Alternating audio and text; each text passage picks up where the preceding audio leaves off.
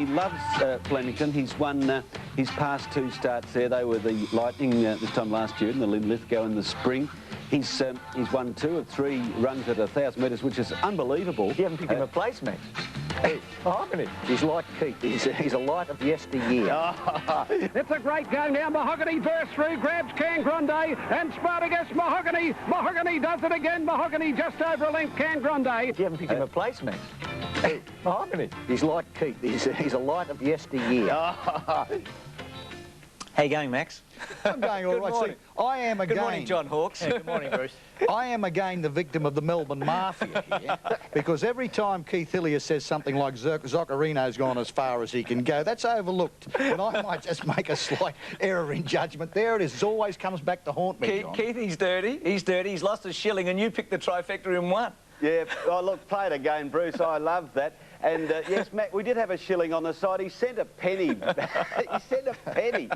Max, don't worry about it. Put the change in the great-grandkids. It's hard to find a shilling these days. You've got the first one you've ever had, so it's... Look, John Hawkes, thank you for coming in. You were at Caulfield yesterday for the Blue Diamond, where you had 4 runners in a $1 million race.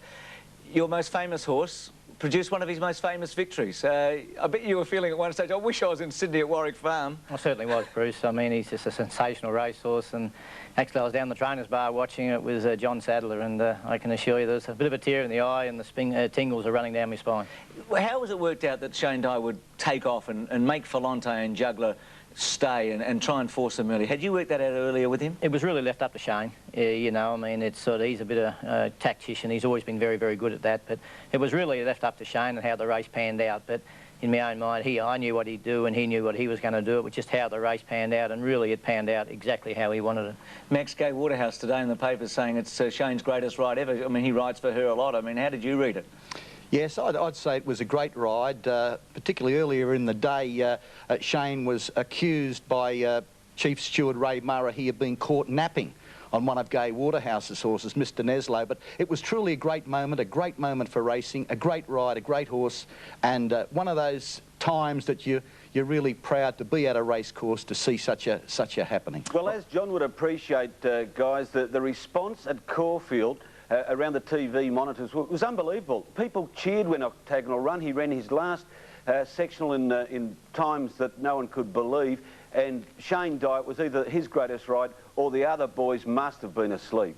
I think, well, a bit of both maybe, but I think he forced the issue, he made the play and they responded. But he's won a lot of races. He's won $4 million, Cox Place. I reckon at the end of the day, they're going to remember this race, the Chipping Norton, more than any other. 1,000 mark for Falante is ambling in front, led by a half to Dupain. 2 away circles of gold on the inside of Juggler. The mare hasn't done herself much good today. She's pulled very hard early, and Octagonal is now tacking on at the tail. Past the 800 mark for Falante, about a neck on Dupain. A length to Juggler, who's racing one off the fence. Dye makes a quick move on Octagonal. Glenn Boss on Juggler. Tried to go with him, but Octagonal showed an amazing turn of speed past the 600. He's exploded around the outside to go to the front as they come to the turn. Daring tactics by Shane Dye. Will they pay off? He's got Octagonal in full flight on the corner, led by a length and a half to Juggler, who's moving to second. Falante third, flat to the boards, and the other 2 are beaten off. Octagonal first into the straight. He's got a 2-length break on Juggler. Boss goes for the whip on Juggler, who's coming out after Rocky. Octagonal's in front, 100 out. Juggler is trying desperately to pick him up, but bold tactics by Shane Dye are going to pay off, and he pinches the Chipping Norton. Octagonal beat Juggler. I think Dupan will just get third in front of Falante. Well, it will go down in folklore, won't it? I mean, the horse is an absolute legend. And is he a better horse than the Autumn? His form in the Autumn has been remarkable in the 3 seasons so far. I don't think so, Bruce. I think, you know, in the spring he was a little bit hot and cold, and even in the spring I may have trained him a touch too hard, trying to make him sprint too much, but he's definitely come back a better horse in the Autumn, and he's much more relaxed. John, earlier he had the wood on Saintly. This is Octagonal at his best. Will you have a crack at Saintly in the Australian Cup, or keep him in Sydney for the Randwick? No, he'll be in Sydney for the Australian Cup.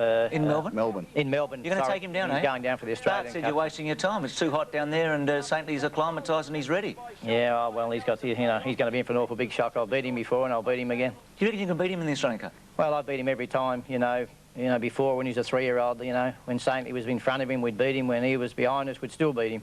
So I think, you know, it's going to be one heck of a race. But, this is going to be a sensational race. I'm glad you're coming. I don't think any horse can give Octagonal 2 lengths start and beat him. I think Juggler went tremendous yesterday to give him 2 lengths start and run him to just a dash over a length. It will be interesting to see if Saintly can prove me wrong, if Saintly can give him 2 lengths start. Saintly ain't any horse, I'll tell you. Yeah, Keith, you think Saintly will win, do you? I do. He's going to get an argument, isn't he? You're going to get odds again. Oh, well, you know... Do the Inghams, does Jack still bet? Oh, he does. Does he still breathe? Oh, he still does that. I remember in the spring someone said to him, he backed one of your 2-year-olds, and they said, why don't you back it again? He said, because I don't need the money.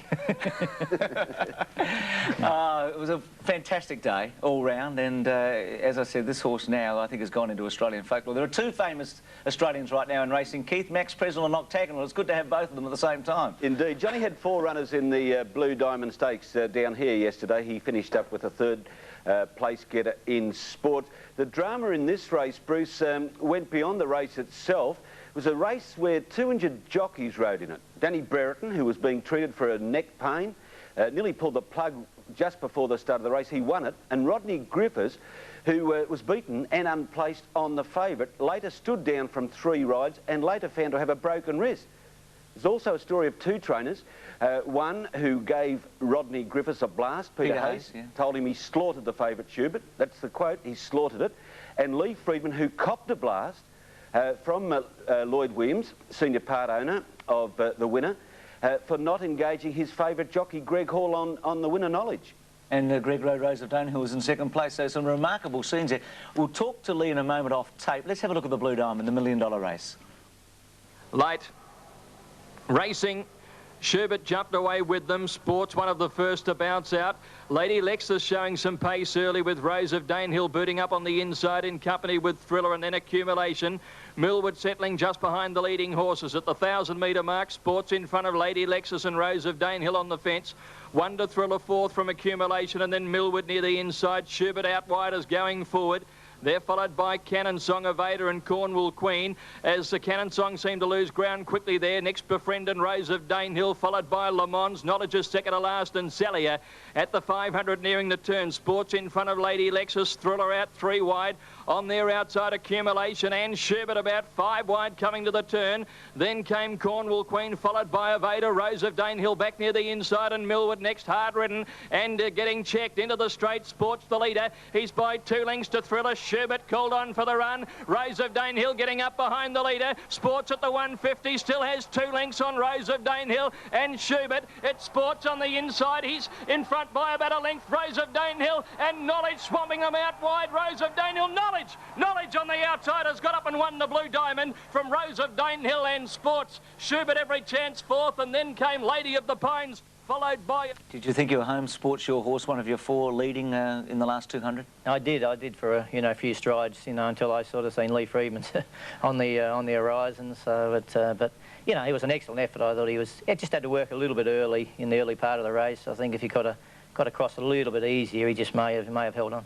John, you've got a good feel for the Golden Slipper form now. You've got Sports in Melbourne, you've got Guineas in Sydney. How does the Melbourne form compared with the Sydney 2-year-olds? I reckon they're pretty well line ball, Max. Lining up through Sports, Guineas. I've had all those horses together, and I think a barrier draws are going to be an extremely important part, when it comes to, race day. I think the Blue Diamond being $1 million race this year elevated it. Often it's been seen as a lead-up to the Golden Slipper, and in fact Lee hasn't run many of his top horses in the Blue Diamond, yet this year $1 million, it was almost too hard to resist, wasn't it? Yeah, well, I think it's lost that now with $1 million. I think it's sort of not equivalent to the Golden Slipper, but it's certainly not going to be running second anymore. I think you'll find all the good horses will be there every year now when it's $1 million, and it'll most probably go up again, so it's most probably going to rival the Golden Slipper. Knowledge has got to be a genuine Golden Slipper hope after that run. He started from the outside alley, barrier 15. He was ridden for luck, I suppose, by Danny Brett. It was a marvellous ride. Great win, and he's a pretty good horse. No doubt about that. And Craig Willis, Keith, after the race, spoke to Lee and asked him about how he felt the 2 horses would go, Rose of Danehill and Knowledge. I I thought they had equal chances. The only thing that may have swayed me towards the filly just a little bit was perhaps that she'd drawn 6 and he'd drawn 15. But, you know, as it turned out, I was lucky in a race where, you know, you can suffer from a bad ride or get into bad luck. I had 2 really great riders ride probably the best races they could possibly ride, and they've run first and second. The horse has a withering finish, ideal for the Golden Slipper. I think he's a perfect horse for the Golden Slipper, you know, and we'll take him up there and give him a prep run in a couple of weeks. And, you know, I think I've got a genuinely good chance now of winning the 5th because he's so strong at the finish. He's not a speedy squib, he's a strong finisher, and that's what you need in the Golden Slipper now. What a great training performance by Lee Freedman, and now going for 5. There's the market. You've got the favourite, John, the Golden Slipper, and Knowledge and Schubert, the next 2 on the line, and then General Nadine. Yes, it's certainly going to be a great race, Bruce. Lee's getting a bit of an enigma with me. He beats me in the Slipper and all the every year, I think the last 3 years, so hopefully I can go one better this year. Look, we've got to wrap it up. The big story from today, John Hawkes says Octagonal will beat Saintly. Keith, get back on your chair. We'll see you next week. Looking forward to that. And Max Ree, you're tipping. I mean, I did some research. You even tipped against Farlap in the 30 Cup. He was only a young fella in those days, Max. You'll come back next week, won't you? Oh, why not? We'll see you then. We'll take a break. Back with more after this.